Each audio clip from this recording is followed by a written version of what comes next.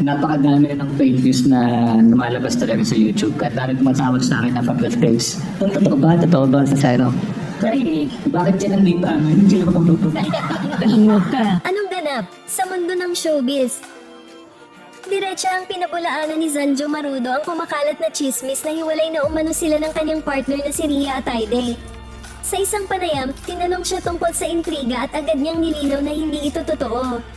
Ayon sa aktor, wala na siyang masyadong reaksyon sa mga ganitong balita dahil sanay na raw siya sa dami ng fake news na kumakalat lalo na sa YouTube.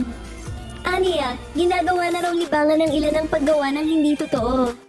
Ibinahagi ni Zanjo na malaki na ang ipinagbago ng kanyang pananaw sa buhay kumpara noon kung kailan siya ay insecure at padalos-dalos magdesisyon. Ngayon daw ay mas maayos na ang kanyang relasyon sa mga tao at higit sa lahat, masaya na siya sa pamilyang meron siya sa kasalukuyan.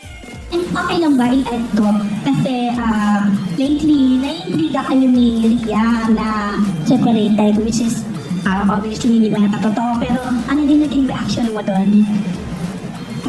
Wala na ako reaction sa mga ganyan. Napakadami ng fake news na lumalabas talaga sa YouTube. At dahil tumatawag sa akin na pag-face. Totoo ba? Totoo ba sa Sino? Kaya bakit yan ang lipa? Hindi ko Tapos kasi gusto nila malaman. Kasi para ipakuwento nila sa mga kaibigan nila doon na hindi totoo ba? Wala. Siguro yung paano ako babag sa ganito. Let's see.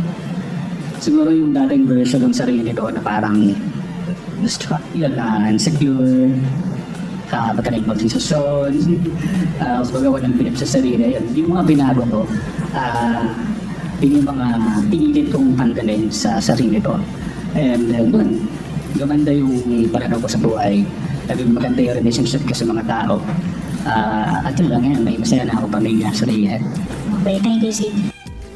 Kung malinaw naman palang hindi totoo ang hiwalayan issue, sino kaya ang patuloy na nagpapakalat ng chismis laban kina Zanjo at Ria? At may motibo bang sirain ang kanilang masayang pamilya?